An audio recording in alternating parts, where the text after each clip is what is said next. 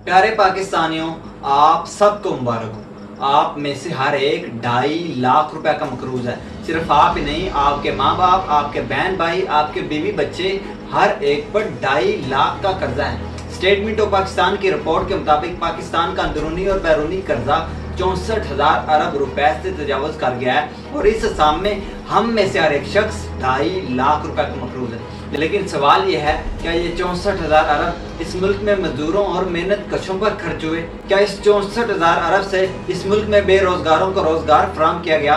क्या ये 64,000 अरब वतन अजीज के बच्चों को तालीम देने के काम आए? क्या इस 64,000 अरब से एड़ियां रगड़ते हुए गरीब मरीजों का इलाज किया गया? क्या पाकिस्तान के बेकस और लाचार गरीब आवाम इस 64,000 अरब की रोटियां खा गए? क्या इस 64,000 अरब से गुर्बत और महंगाई का खात्मा हुआ? क्या इस 64,000 अरब से इस मुल्क के हर बच्चे के तन पर कपड़े और पैरों में जूते आ गए? क्या ये 64,000 अरब खर्च करके हम चांद पर पहुंच गए, या हमने खला को तशकील कर लिया, या फिर दुनिया फतह कर दी? आखिर ये 64,000 अरब गए तो कहाँ गए?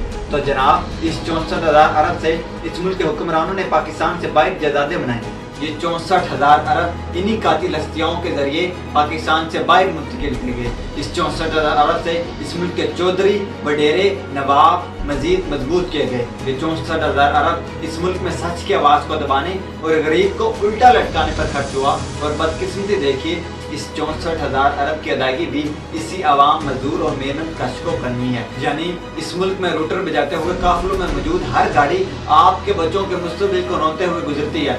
वजीरों और अफसरों की सरकारी लैंड क्रूजर में पेट्रोल नहीं, इस मुल्क के मजदूरों का खून जलता है। अमेरिका, बरतानिया और यूरोप में राइश पजीर हुक्मरानों के बच्चे आपके बच्चों के छीने हुए नवालों पर पल रहे हैं। और कमाल यह है, इनके घोड़ों के मुरब्बे और इनके कुत्तों के बिस्तर भी इसी आवाम के खून पसीने से खरीदे जाते हैं। और आवाम जो अपना पेट काट कर इनके अयाशियों को पूरा करने की कोशिश करती है, इन्हें खाने के लिए 2 वक्त की रोटी भी मैसर नहीं। इन्हें अदालतों में इंसाफ नहीं, धक्के मिलते हैं। 64,000 अरब के कर्ज में से 1 रुपया इस कौम, इस मुल्क पर खर्च नहीं किए गए, बल्कि अवाम पर तो इनके टैक्स के पैसे खर्च नहीं किए जाते। बेचारे अवाम, ये कौम खैराती अदारों के बिल पर चल रही है। इस कौम की अक्सरियत ज़कात के पैसों से इलाज करवाती है। इस कौम के बच्चे NGOs के स्कूलों में पढ़ते हैं। मजबूर अवाम दरबारों और मज़ारों से लंगर खाकर गुजारा करती है। इज्तिमाई शादियों से लेकर सहरी और अफ्तारियों तक सब कुछ एहतियात और खैरात से चल रहा है। ऐसा लगता है कि हम इन हुक्मरानों